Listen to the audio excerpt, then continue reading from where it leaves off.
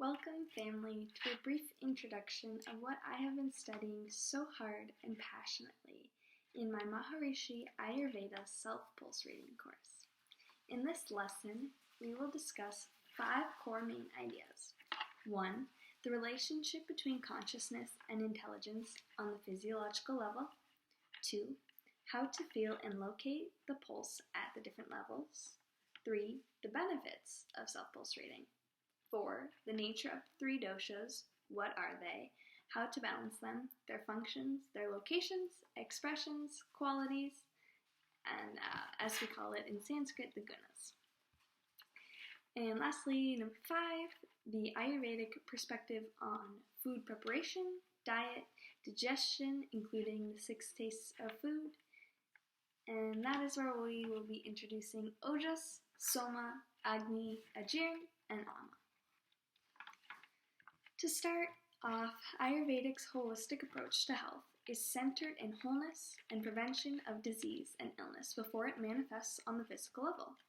In theory, when given all it needs to properly maintain itself, our bodies are highly intelligent organisms with organs, tissues, channels, and cells that work together harmoniously to create balance, keeping us in optimal health. Consciousness is in many ways structured in our physical being.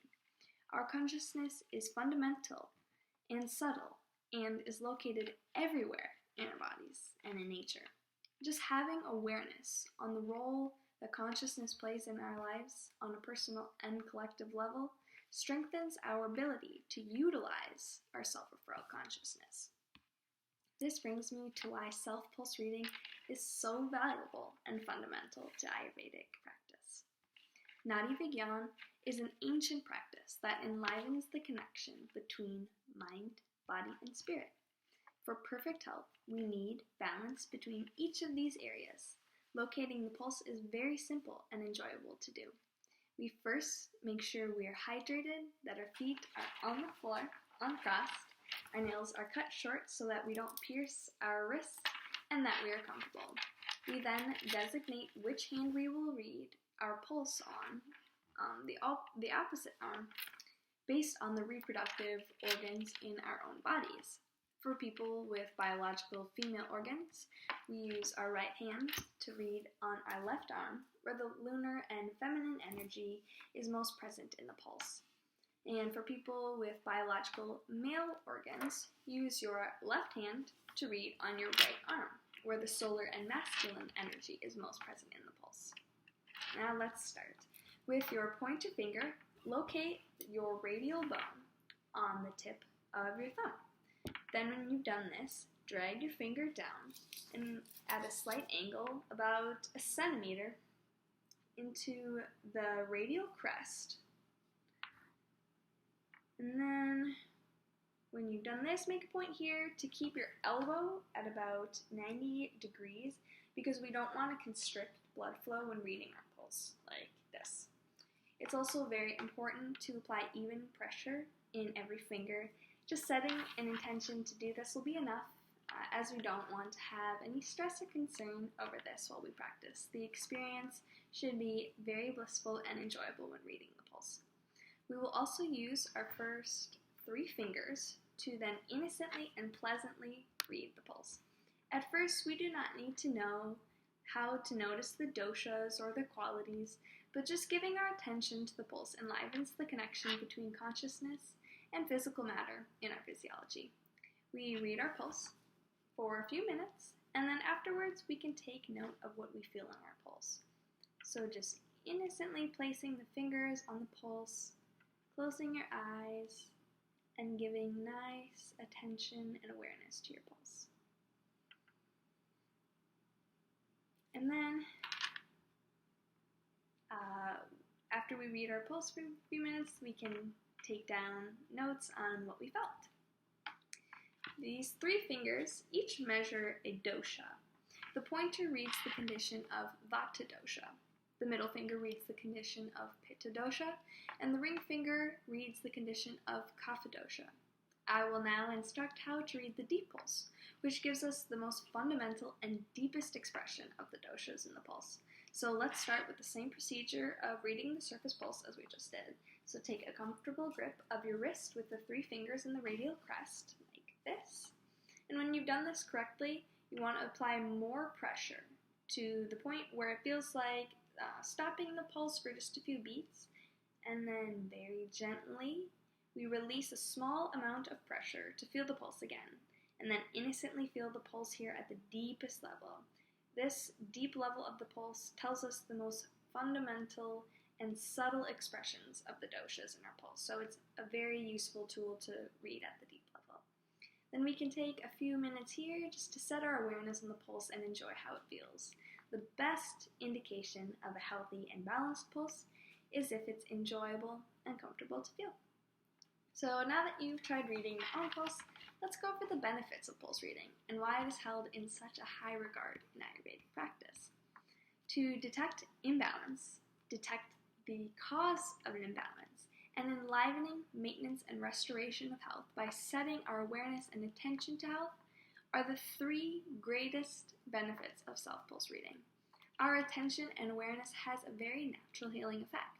Just think of when I was really little and I would cry when I got hurt. Just getting mom or dad's attention and carrying affection was enough to heal myself and help me feel better. Self-pulse reading is just like that. Take your pulse before and after significant activities, such as eating or exercising before you go to sleep, upon waking up, and really any time is a great time to take your pulse. It is recommended to read our pulse at least 30 times a day. It only takes a few minutes to receive the wonderful and enjoyable benefits, and it's very easy. The principles of balanced and imbalanced pulse are feeling the doshas in their natural place on their own. Or that is a principle of a balanced dosha, is feeling it in its natural place on its own. It should be without excitement, without dullness, and it should be vital and stable in its place. A great key here is that balance is blissful. Imbalance means lacking in bliss. So to understand this better, let's discuss our points about the doshas. What are they? Doshas are the main fundamental and subtle intelligences of the body and really in all things in nature. They each have functions, locations, expressions, and qualities. Their names are Vata, Pitta, and Kapha, as we discussed on our 3 fingers. In their balanced state, they maintain the body. When imbalanced, the doshas afflict the body with disease and imbalance. Doshas mean impurities. So, together, all of the functions, locations, expressions, and qualities represent wholeness and completeness.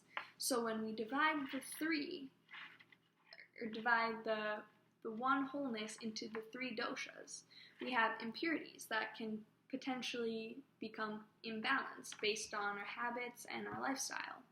The nature of these 3 doshas are to communicate with each other, and their state of balance or imbalance is always changing, as we are always changing too, constantly consuming and digesting new information, experiences, food, relationships, environments, etc.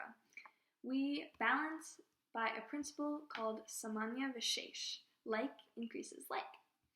Increasing the characteristic qualities of a dosha will increase that dosha, and vice versa. Vata. Let's get to know Vata a bit. Vata rules movement, communication, and transportation. It's located mainly in the colon and below the umbilicus or below the waist. Its associated elements are ether and air. The balanced qualities, or gunas, as they are called in Sanskrit, of Vata dosha are dry, rough, light, subtle, moving, changing, clear, and hard. We can think of Vata as a snake in the pulse. It can be hard to tame. Manifestations or expressions of Vata in its balanced state are enthusiasm, inhalation and exhalation, movement, and balanced development of the dhatus, or tissues, and the balanced release of malas, or waste. Pitta rules transformation, digestion, and metabolism. It's located mainly in the stomach. Its associated elements are fire and water, especially fire. The main balanced gunas of Pitta dosha are slightly oily, warm, sharp, liquid, and moving. We can think of Pitta as a frog in the pulse that is fast and can jump high. Expressions of Pitta dosha in its balanced state are good vision, proper digestion and metabolism, hunger and thirst, bodily softness, luster, cheerfulness, and intellect. Now, Kapha governs structure, cohesion, and lubrication. It's located mainly in the chest and head area, above the heart. Its associated elements are water and earth. The main balanced gunas of Kapha dosha are heaviness, coolness, softness, oiliness, stability, and stickiness, or not clear. We can think of Kapha as a swan in the pulse that is very graceful and slow. Expressions of Kapha dosha in its balanced state are unctuousness or oiliness, binding, firmness, heaviness, potency, strength, forbearance, restraint, impatience, and absence of greed. My favorite. Each dosha has balanced and imbalanced expressions. Imbalanced expressions are the opposite expressions of what we just listed. So it's really important to understand this because we must maintain their balance. It's always ongoing, and creating health should be joyful and positive. We should approach it with a positive attitude. Doshas can become disturbed, aggravated, or underactive, and this can happen quite easily based on your prakriti or your personal constitution determined by the state of your parents during conception, what happened to you or your mother while you were in the womb, and the state around you during your birth. So these states of imbalance can cause disturbed expressions of the doshas that can be felt in various different symptoms. We can learn more about them by feeling the doshas and their qualities in the pulse. We feel the pulse with the fingers to experience the qualities of the pulse in consciousness, which creates changes in our metabolism and so forth. It is ideal to feel the qualities of the doshas in their proper finger. So vata in the vata finger, pitta in the pitta finger, and kapha in the kapha finger. If the doshas and their gunas take place in different locations than where they are natural, we may be experiencing unnatural imbalances in the physiology. In other words, if we feel the qualities of one dosha, say kapha, in pitta or vata, then we know that there is an imbalance in that dosha because it has taken home in place of another dosha in the pulse. So lastly, a very fundamental concept of Ayurveda is Ojas. Ojas is the subtle and powerful substance that can really only be described in the best way in Sanskrit by the Ayurvedic literature. Ojas is the most final and refined product of healthy and balanced digestion. Food is taken into our bodies and is churned in the digestive processes. A nutritive fluid called ahara ras is created that then nourishes each of the 7 dhatus, one at a time. So one becomes fully nourished and digested by the dhatus and the dhatu Agni, and then it goes on to the next. So it's a very sophisticated and a bit complicated of a process, but it's very, very interesting. So it starts with food being taken in, being digested by the main Agni, Jatar Agni, and it goes through the plasma, then our blood, then muscle, fat, bone marrow, and nervous tissue, and finally the reproductive tissue. So the product of that digestion is passed through all 7 of the dhatus and all 13 of the Agnis. We have the 5 Bhuta Agnis, the elemental Agnis, ether, air, fire, water, and earth, and the Agni that digests each dhatu, or the tissues. And then those are filtered through the shrotas, or the channels of the bodies, and they help govern where The nutritive fluid and ojas go to continue nourishing the bodies, and then there are shrotas, 3 of them, that help get rid of waste. So if all of the intricate and sophisticated processes of digestion and metabolism take place properly, then that is how ojas is created. Ojas is the physiological correlate of Soma, which is unifying consciousness. So as one increases, so does the other. Ojas is the essence of the dhatus. It is primarily located in the heart, but we can find it all over the body. It is unctuous and so subtle that it can't really be measured outside of an Ayurvedic understanding yet. Ojas marks the beginning of the formation of the embryo. The last dhatu to be nourished by ojas is shukra, or the reproductive tissue. So ojas sustains life. Without ojas, there is no life. It sustains our life force, our prana. It represents wholeness and can be increased by soma, developing consciousness, through meditation, yoga asanas, and all the various techniques that we explore at MIU. So this brings me to talk about Agni. Agni is the digestive intelligence in the body. It's an intelligence that transforms life experiences into bliss, growth, evolution, and fulfillment. So these life experiences can be anything that we consume, from food to relationships, things in our environment, etc. Really anything. Agni knows how to interpret tastes and get the digestion process ready. Digestion starts with smelling, seeing, touching, hearing, and tasting our food, or really whatever we consume.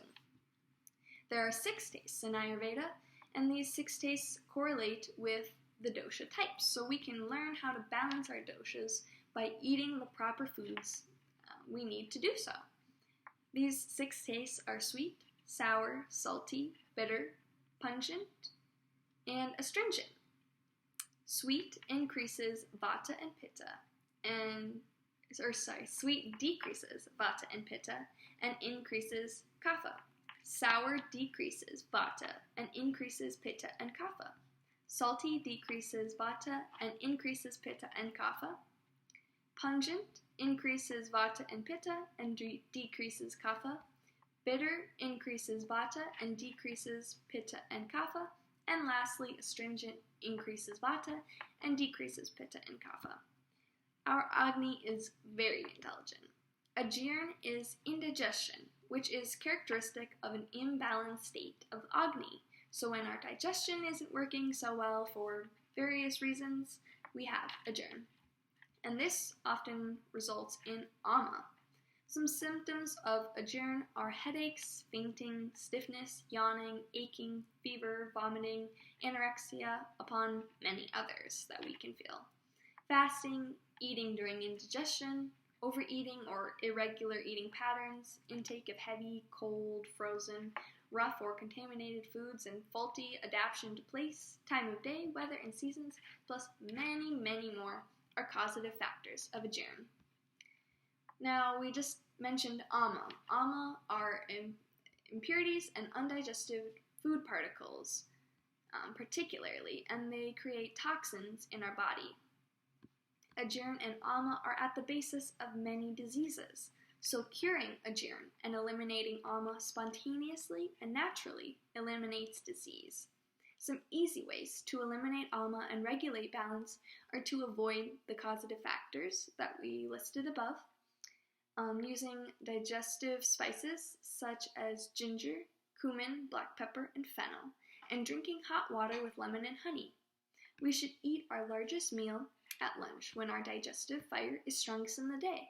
Just like the sun is at the highest point in the day around noon, that's when we should take our biggest meal. We also should not eat too quickly or slowly. We should not eat right before bed, and we should always leave at least 3 to 4 hours between meals to properly digest our food. Ayurveda also describes incompatible food combinations that should be avoided, but we can go into this in another lesson together. Depending on how severe Ama's existence in the body is, There are many natural procedures and short-term diets for combating toxins in the body so that we can purge them and restore balance. The largest takeaway that you should get from this lesson is that our bodies, our instincts, intuition, and consciousness are very fundamental, subtle, intelligent, and powerful. Our awareness, attention, and intention can provide healing in ourselves and in others. Health is and should be always blissful, and the process of healing should be mostly comfortable. As Maharishi said, health and enlightenment is everyone's birthright, and it's our natural state. We deserve to, and we owe it to ourselves, to work naturally in accordance with nature's intuitive and intelligent laws, to live in a harmonious, blissful health. What better way to do that than to do it together as a family? So thank you for listening. I hope you enjoyed this lesson, and I look forward to the next time talking as a family about Ayurveda.